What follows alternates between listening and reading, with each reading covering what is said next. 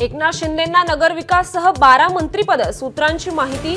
बावनकुळे आणि शिंदेंमध्ये 2 तास चर्चा। 14 डिसेंबरला विस्ताराचा मुहूर्त।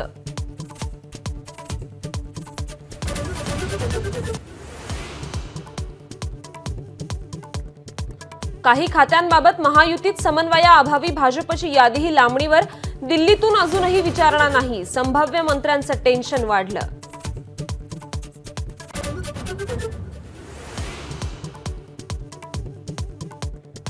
क्लच समजून चुकून एक्सिलरेटर दाबल्यानं बेस्ट बसचा अपघात झाल्याचं तपासात उघड। संजयला मोठी बस चालवण्याचा अनुभव नसल्याचंही उघड।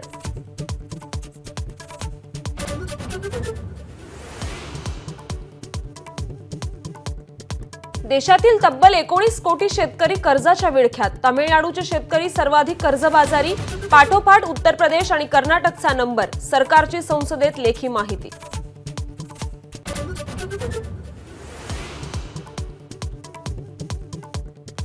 ईव्हीएम विरोधात राज्यात आणि दिल्लीतही विरोधक आक्रमक। इंडिया आघाडी शुक्रवारी जाणार सुप्रीम कोर्टात। निवडणूक आयोगाकडून पडताळणीत एकही त्रुटी नसल्याचा पुनरुच्चार।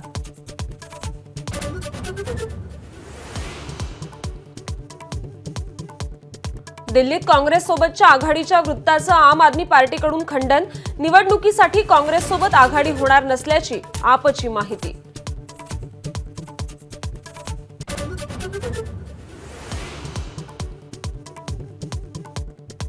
अदानी सोरोस मुद्द्यावरून आजही संसदेत गदारोळ होण्याची चिन्ह। उपराष्ट्रपतींवरील अविश्वास ठरावावरही गरमागरमी। विरोधकांवर पदाची अप्रतिष्ठा केल्याचा भाजपचा आरोप।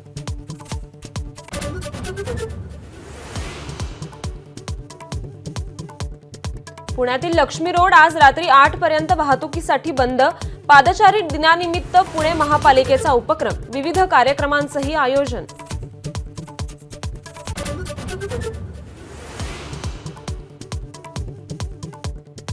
पुण्यात रोहिंग्यांच्या बेकायदेशीर वास्तव्यानं खळबळ। म्यानमारमधून आलेल्या रोहिंग्यानं देहू रोडमध्ये बांधलं स्वतःचं घर।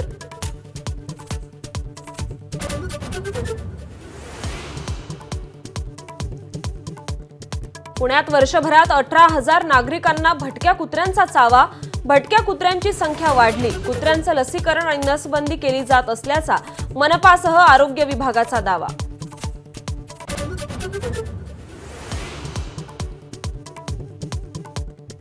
अलाहाबाद हायकोर्टाचे न्यायाधीश शेखर कुमार यादव अडचणीत। वादग्रस्त वक्तव्यांची सुप्रीम कोर्टाकडून दखल। विश्व हिंदू परिषदेच्या कार्यक्रमातल्या वक्तव्यांची मागवली माहिती।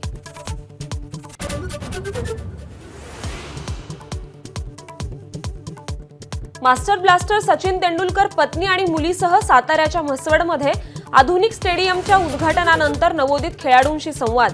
सचिन आणि मुलगी साराने अनुभवला रस्सी खेचीचा थरार। एबीपी माझा, उघडा डोळे बघा नीट।